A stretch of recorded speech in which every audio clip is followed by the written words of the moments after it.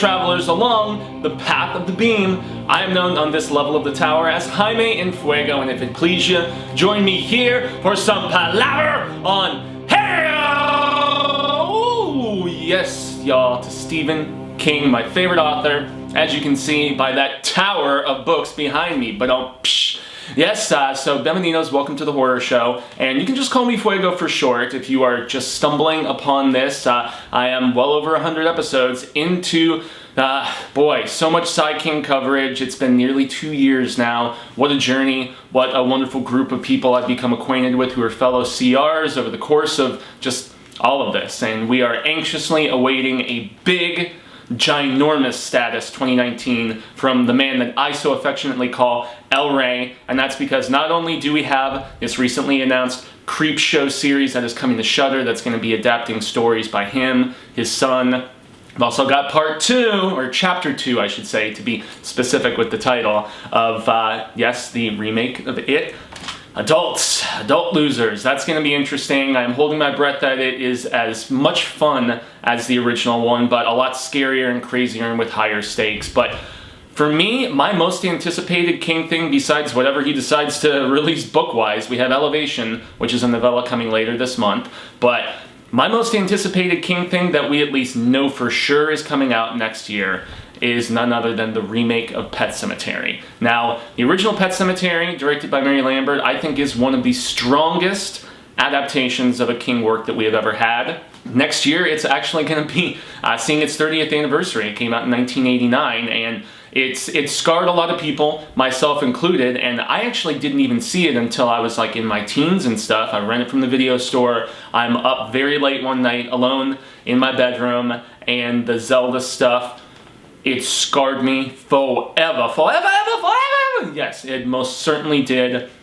It's a very just building in its unsettling tone film, and you know, a lot of people may think that it's kind of sacrilege to remake it at this point, but you know, it's as I've started to say a lot lately here on Hail to Stephen King, especially when you get deeper into King's multiverse whole thing and stuff like that, you realize that there's various places where, you know, Keystone Earth or, you know, whatever similar type place has been ravaged by Captain Trips. There's different versions of Castle Rock there. I mean, so I'm okay now with any reimagining / reinterpretation of King's work, and that goes for even something like The Mist or whatever the hell Castle Rock was trying to do. I don't know. I really was not particularly fond of it, but I found myself being more forgiving and just more accepting, I guess, of a new take on things when I keep this in mind that this is not the book verse. This is its own alternate whatever, and I like the casting a lot for this remake. We've got Jason Clarke, who people saw, boy, he's in Winchester. I know he's about to be in First Man, strong in Zero Dark 30, maybe not so much in Terminator Sega Genesis Smith or whatever the hell it was called. But I'm really cool with that casting of him as Louis Creed. I'm also very cool with the casting of John Lithgow, who we've seen on everything from Dexter to Third Rock from the Sun to, I mean, he is a very celebrated actor.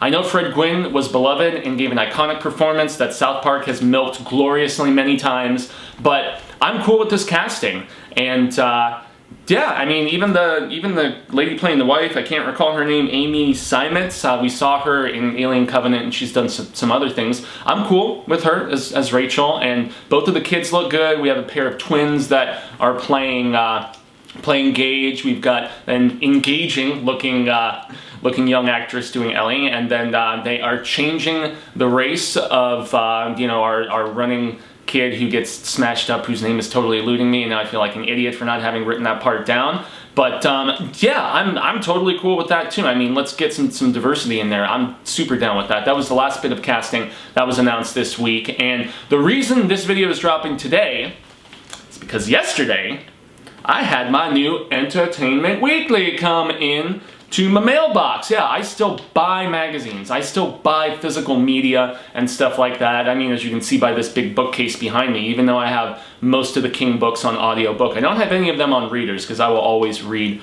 a real book as opposed to, you know, getting a Kindle or whatever. But you can imagine my excitement when start perusing through this and I'm just like, okay, you know, there's the typical fluff crap that we have in here. But then we have a very cool article, and I'm actually going to cut to a lot of these photos because we have 3 photos in here, including a new look at church, which you guys will be seeing right now. He's not a black cat. Nope, he's not a Rusio. He is, he's like kind of a speckled, kind of black and white sort of thing. Maybe a little bit more akin to what we saw on the cover of the original hardcover, which is dope. And I'm really liking in this next image the bearded look of Judd Crandall. And it's funny, you see like the nicotine stains and stuff on his beard and whatnot. And I think the new Ellie looks good. Also, we're gonna cut right now to the first look of the new PET Sematary sign. It looks eerie, it looks worn down, and I don't think it takes anything away from the previous one. It looks similar enough and stuff, and I'm really liking the greenery and stuff. They filmed all of this in Ontario, Canada, from what I was reading.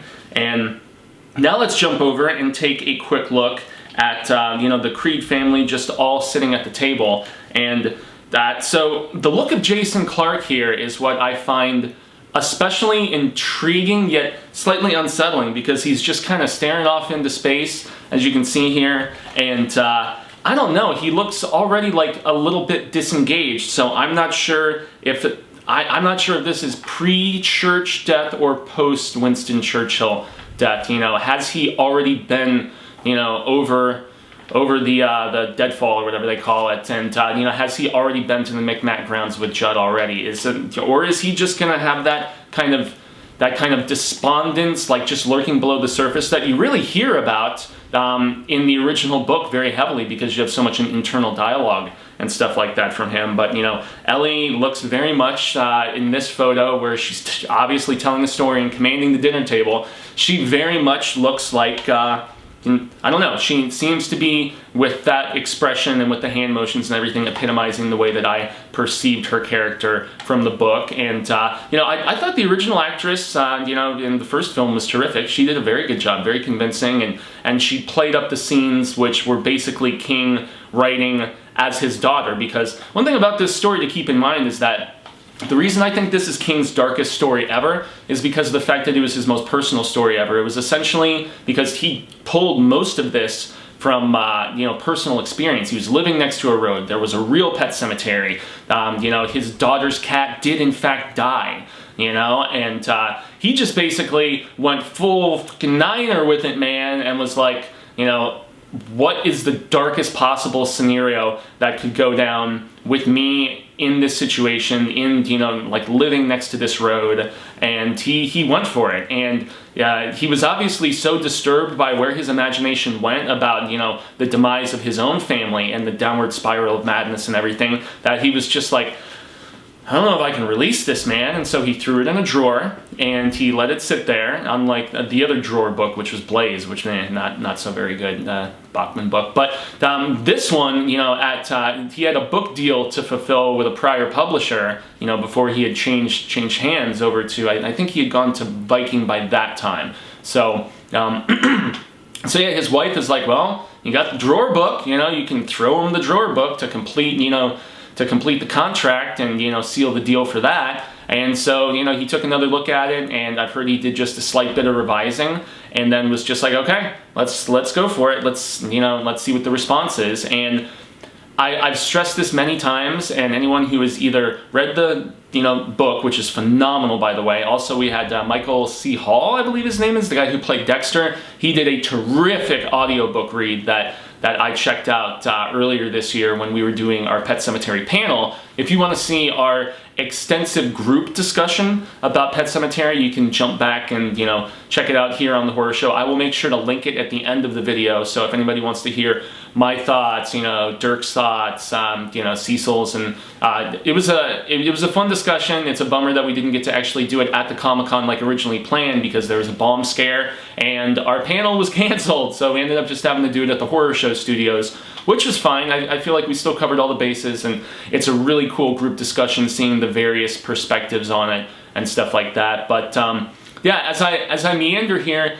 it's King's darkest novel in my opinion, because not only the personal aspect, but because he usually has a silver lining, little happy, or at least, you know, some sort of like redeeming quality to the story, especially in the ending, and there's none in this. Donuts, dunzo, nada, nothing, peeps. And I feel like that's why it's so effective, you know? It really, really is. A couple other effective images that I see here. I like this of Judd and Lewis, you know, in the forest, obviously, either heading to or coming back from the Micmac grounds. I think that's a really cool shot. I also like this one with, you know, you see the love between Gage and Rachel. And then just this little behind the scenes look, and this is where I can give a little bit more clarification about who is involved in this. You know, I think the two guys that we're seeing here talking with our actors is Kevin Kolsch and Dennis Widmeyer, and they are the team behind the Valentine's Day short for Holidays, which was a very cool anthology that tackled a bunch of different holidays and, you know, had a horror spin kind of twist to it. But then they also did a film that I found very effective back in 2014 about the really disgusting underbelly of it, and it was a pre-Me Too movement kind of thing. But you know, if you were going to do like a horror story about like a Weinstein type guy, I'm probably butchering that pronunciation with both of those attempts, but Starry Eyes was really creepy in the fact that it was about this actress who goes to audition. She is basically taken advantage of sexually. It's disgusting. It's scary. And what happens afterwards is even scarier. I genuinely have to stress this. Some people think the film falls apart in the second half. You know, it doesn't live up to the premise that it gives us, but I feel like it was incredibly effective. This team of directors wrote it and directed it. They did not write this script, though. So even though they're directing it, the responsible team for the script is a gentleman by the name of Kevin Kajganich, I want to say, and you know, he wrote the script for Blood Creek. He did a ton of work with Ridley Scott's AMC series The Terror, which was very celebrated. He also wrote the Suspiria remake script that is getting tons and tons of buzz, you know, here on the festival circuit before it's released properly later this month. And I guess he worked on the script along with a guy named Jeff Baylor. Jeff Baylor had previously done The Midnight Meat Train, which was that, a lot of people think it's underrated. It's an adaptation of a Clive Barker story, if I'm not mistaken. I believe Bradley Cooper's in it and Vinnie Jones. I've personally never seen it, so rake me over the coals in the comments below if you think I'm an idiot. Also did some work on the upcoming Night Flyers, which is kind of like an Event Horizon based on a George R.R. Martin story from, I think, the 80s, which a lot of people are fans of and excited to see on the Sci-Fi Channel. And this is the one that I'm most intrigued by, because this is, whereas I'm okay with the whole multiverse aspect and seeing remakes and stuff like that, I'm not sure if y'all are aware, but there is a remake that I believe is in post-production now, or it's either in pre or post, I can't remember, but of Jacob's Ladder. And this Jeff Baylor guy wrote the script for it. I think Jacob's Ladder is one of the greatest of all time psychological horror thriller kind of things. Tim Robbins is so good in it. There's some imagery that I remember my father watching it back when I was a little kid, and I saw like a few bits and pieces and then got to experience it when I got older, but it's nightmare fodder, some of the imagery in there, some of the hospital stuff, and it's just a really sad movie. It deals with heavy PTSD, and that's one that really treads on sacred territory for me as far as remakes go, but I'm trying to keep in mind that, you know, nothing is going to take away the original Jacob's Ladder from me, just like nothing is going to take away the original Suspiria from us. It's going to be a different take on a popular story. Enough time has transpired. It's not like Jacob's Ladder is like Jaws status of classic or anything. So I'm gradually warming up to the idea, and especially with the other stuff that this guy has been involved with, I'm very curious what that remake is going to entail. So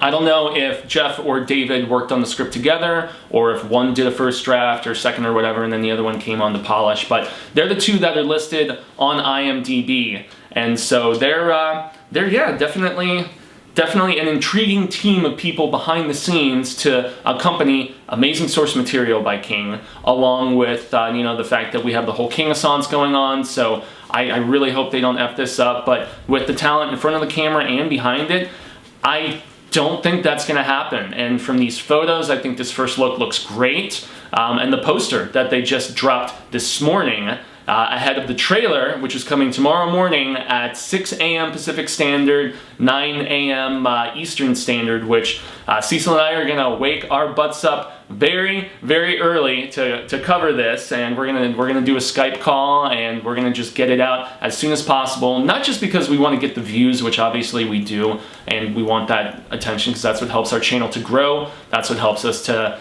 you know, just see bigger numbers, and, you know, as a channel that is monetized and is trying to eventually make this into something where, you know, we won't have to spend as much time with day jobs and things like that. We honestly are just so stoked about this that we just cannot wait to watch it. So I'm gonna get up before work, and so is he, and we're gonna get that done. But this poster is, I think, supremely effective, and I like the subterranean aspect to it as you guys are looking at it right now. I love just seeing all of the bones and everything, you know, dwelling below. And I'm like dropping the Entertainment Weekly article right now. But yeah, I think it's a very eerie photo, and obviously, you know, the tagline of, you know, sometimes dead is better is like one of the most iconic from the entire movie. Pretty much like it sums up the entire story, you know, as a whole, that sometimes there's certain Pandora's boxes that are not meant to be opened up because of the dangerous and at times disastrous repercussions that can come about when, you know, we just can't leave well enough alone, you know? And there's some very interesting quotes that I definitely wanted to mention, because besides, you know, getting these cool set photos that we saw, it's actually a very, just as far as shedding some light on the production of this film, there's some really great quotes from both cast and crew. So as I jump over here, so they describe, this is actually Lithgow telling Entertainment Weekly, he's talking about Judd. He says, he's a good man, but he's a good man with troubles in his life, and he's grown up with some real demons. And they say Judge helps, and they're basically describing a scene that goes down with the first meeting of Judd and Ellie, and how she's trying to climb the deadfall, and, you know, he screams at her not to do it. Another thing that's alluded to is that Judd's wife is already going to be dead, and I know for some readers / you know, constant viewers here, that's probably going to be a bummer, because everybody knows, who is familiar with the source material, that Judd's wife plays a very hefty role in the source material, and it's basically Lewis helping to save her life at one particular point before she does eventually pass away. That's really that's the spark that basically leaves Judd inclined to show the Micmac grounds after Church is hit by the car, you know, to Lewis, and that's what really, it sparks all of this craziness to spiral out of control. So that's a bummer that that's not going to be in there, but once again, different interpretation. We have to approach it with that. Lithgow goes on to say he really cares about this little girl. That's what this scene is about, the beginning of a connection. He can delight a child, and it's a very interesting color to this dark man. So I honestly, from the Fred Gwynn character, I felt more of a warmth, and so I guess they are going to go for more of like kind of grayness, you know, besides his beard and, you know, his age and stuff like that. I think they're going to go more for a gray area with Judd, and I'm okay with that. That portrayal personally intrigues me greatly. And then we have a really great quote from the actress who is playing Rachel. She says, "To understand why loss is so tragic, you have to understand why life is so beautiful." And that's one thing that King is so good at doing, is that, you know, before tragedy befalls characters in his novels, you really do just get a sense of, you know, becoming acquainted with these people, and you grow a care and an affection for them, and, you know, horrible horror, you know, and when it finally does go down, is so much more effective when you already have that emotional connection with characters. And I think it's great that she brings that up. Yeah, Rachel went through something extremely traumatic when she was younger with her sister, and she freezes up when death is talked about, and we all know that from both the original adaptation, where you had Tasha Yar from Star Trek TNG, who I thought did a terrific job. And I thought, not to discredit the original actor who played Louis Creed, I do not have his name written down, but I thought just some of those scenes where he's just staring, and, you know, like you can see the trickles of the gleam of tear in his eyes. That guy had a terrifically tortured portrayal, and a tough job with so much of the internal dialogue that was unable to be shown, the hey ho let's go and everything else. he had quite the task on his hands, and I felt like he gave a very memorable performance in that. One of my biggest questions is how they're going to handle Zelda, because Zelda was originally, and she's not shown in any of the set photos or anything, they're going age appropriate with Zelda this time. You know, it's a young girl, and obviously we're still going to have those flashbacks, you know, to young Rachel, and that whole connection, and why she is so scared of death because of, you know, the things that went down with her disabled sister. And the fact that they had like a grown, skinny-ass, freaky man, you know, I didn't know it was a guy when I first, you know, was watching that as a kid because, you know, the prosthetics and the makeup and stuff like that. But I really hope they do it effectively. They're saying, the producing, you know, team, the directors and stuff are saying that it is more faithful in their estimation to this beloved book. So, I don't know. Once again, fingers firmly crossed. I cannot wait for this trailer tomorrow, y'all. And just to reiterate, this film is coming out on April 5th, which I think is like, it's a sweet spot for this. I honestly, genuinely think it is a perfect fit, and it doesn't have a ton of competition around it, especially from of the scarific variety.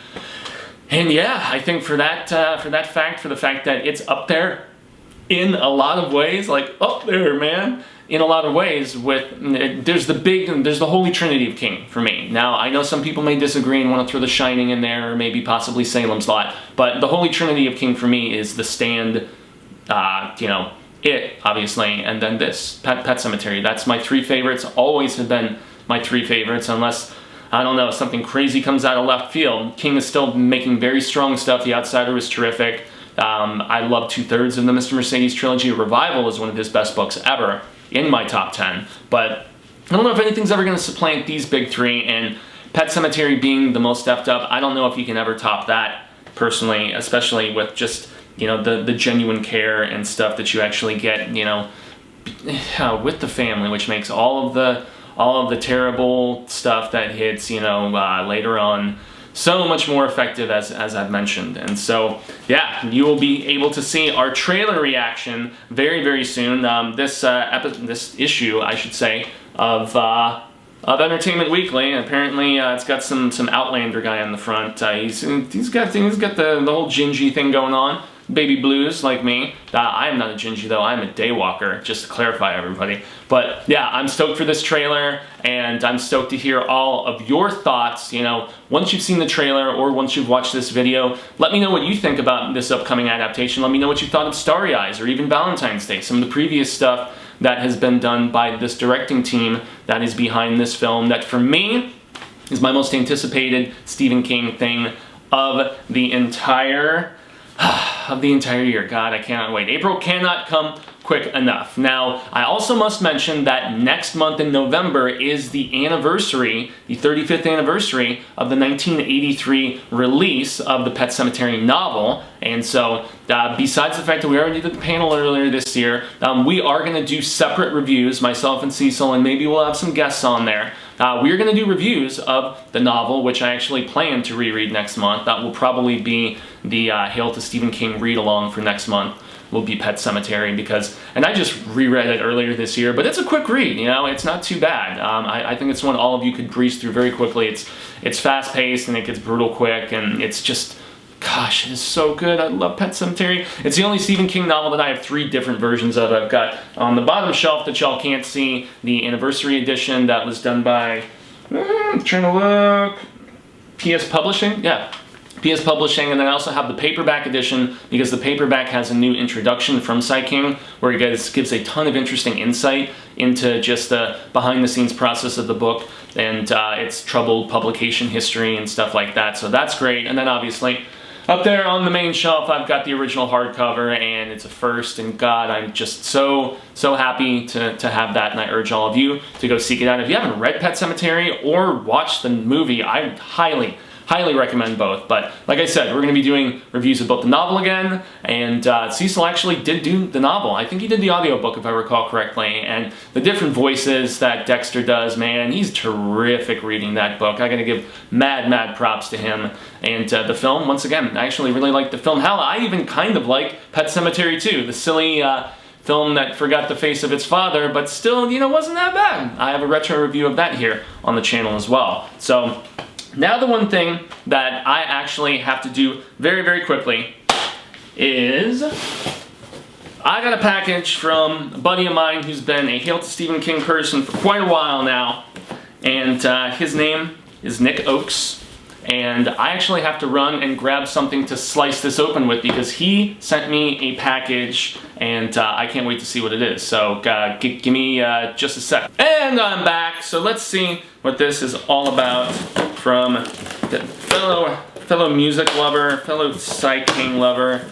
Nick is the Shiznito Bam, and he has been just very cool and very supportive of not just Hail, but I mean the horror show in its entirety. So I am really pumped to see what this could possibly be. I don't know if it's anything Sai King related, but we will see. Oh my god, and it is. So I'm actually really glad I did this on this show. Oh wow, okay. So this is a copy of Dark Forces. Dark Forces is the original appearance of The Mist. I do not have this. This is a Goodwill for $1.99. Nick, what a find, bro. Good shizzle, dude. This is, yes, this now joins the collection of, it's tough when you have a friend who, it's like, for somebody who has like everything King practically, what the hell do you go for? Well, you go for an original appearance like this because this is super cool, Nick. And what else do we have here? Oh boy. So we have Legends, and Legends is an anthology that new short stories, the Dark Tower. Is this one? I'm trying to remember if this was the first appearance of Little Sisters, and I think it was. And if this is the case, oh boy, Nick, you shouldn't have, dude, because I'm just here, making content for y'all. I'm not trying to, do anything to incur gifts like this. This is the first appearance of the Little Sisters of Eluria. My God, dude, this is a joy. I can't even. Man, I'm really brought to emotion right now, dude. Wow. Thanks, man. Gracias. Holy shnikes. So wow, 2 original appearances, rare appearances. These are tough to track down. Of Sai King stuff. God damn, man. Thank you. Danke, arigato, merci. I mean, wow. I have the best, like, just fellow fans of Sai King, and I love y'all, man. Seriously, genuinely, from the bottom of my heart. I'm doing this coverage about Sai King because of the fact that I just have so much respect and he's brought me so much enjoyment, and a gesture like this shows that hopefully I'm just passing the love along, and bringing that sort of fun. So Nick Oakes, you are I gotta get those Coexist shirts sent out. God dizzle.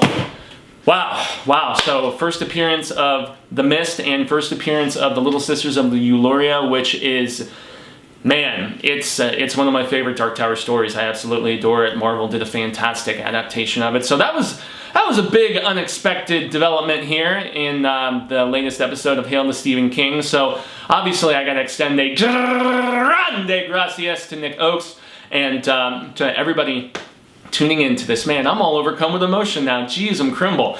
Anyway, I've been Jaime Fuego. You can find me on all social media sectors like Twitter, Instagram, Facebook, YouTube with all my old and Fuegotainment content ahead of some new things launching soon. Definitely make sure to subscribe here to the horror show where we do 2, sometimes 3 episodes a day. Boy, I do this show every Terrifying Tuesday and every Scarific Saturday, so make sure to subscribe, make sure to hit the bell so you get notifications about everything we do here, from film reviews to trailer reactions like the one we're going to be doing very, very soon for Pet Sematary 2019, which I cannot wait. And yes, lots of exciting stuff going on with the channel here as October soldiers on, the new Halloween coming out, that we will be doing a review right the evening that it hits, if not sooner, depending on press stuff and things like that. So yeah, you all are awesome, Nick especially, at least in this particular filming session. Thanks so much, man. I cannot say it enough. So in any event, y'all, make sure to check out before I forget, the Hail to Stephen King group on Facebook. We got about 300 of us on there. It's a very closely knit Ka-Tet, and we share what we're reading, our book collections. We always talk news and photos and stuff when those developments hit, and it's where, as opposed to just commenting below, you can stay much more closely connected with the ongoing things of this show, including the weekly Nightmares and Dreamscapes anniversary read-along, where I'm choosing 2 short stories every week, announcing them on the Hail to Stephen King Facebook, and then at the end of the week on Saturday for Saturday's Hail, that's where we talk about them. And the one which is, the 2 I should say, which are being done this week are Popsy and Nightflyer, and they have some connective vampiric tissue, which is dope. And so, yes, if you want to join in on the read-along, get yourself a copy of Nightmares and Dreamscapes, which is a pretty damn good collection. Not a personal favorite of mine, but it's got some very strong stuff in there, which is why I'm selecting certain stories instead of, making the read-along the entire thing. So, yes, I'm the sole admin on the Hail Facebook group, so make sure if you have any interest in further palaver to jump on there. So, until the Wheel of Ka comes around once more, I say, hasta luego, sin amigos. I hope that we connect sooner rather than later, like on the Facebook group, y'all. And until that instance transpires, remember, stay scared. And read Stephen King's Pet Sematary. Or just have Dexter read it to you. That's pretty damn good too.